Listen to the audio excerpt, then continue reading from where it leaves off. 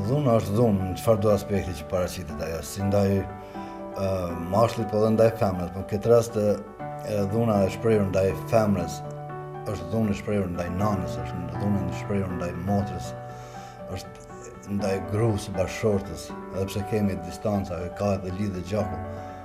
Mund të krahasojmë sikur dikush na dhunon, na poshnon, na abuzon motrën, nanën, çfarë ndjenja kishim me zgjutë na. Kështu që mos i ngusni gratë, mos i ngusni bashkëshortët. Çmojini, dujini, ato e nana dikuj, motra dikuj, bashkëshortët juaj. Investimi në fuqizimin e gruas është investim në fëmijë, në familje, në shoqëni. Gratë janë gjysma e shoqërisë tonë. Me gratë partnere, të barabarta, në çdo fushë të jetës, sigurojmë një shoqëri të lirë, prosperuese e demokratike.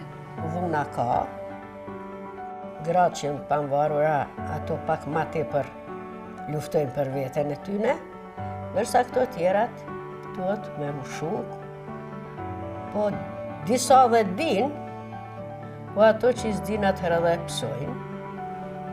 Si bab i dy shikav, dua që ato të kenë të njëjtën mundësi në jetë se kur djemt, po pa rrezik të dhunës dhe normal pa diskriminim.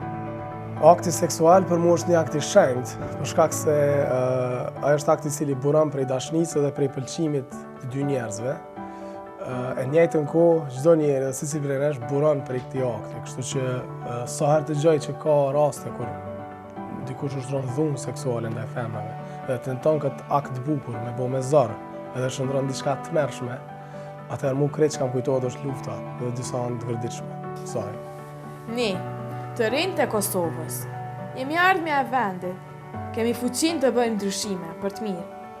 Le t'i tregojmë botës që dhuna ndaj vajzave dhe ndaj grave nuk është në rregull. Duhet të përdorim zërat tanë në çdo mënyrë që t'i themi jo dhunës, përmes mediave, në shkollë, në punë, në shoqëri e kudo. Ngritë zërin kundër dhunës, qoftë si viktim apo si dëshmitar. Është koha e fundit t'i themi jo dhunës në Kosovë.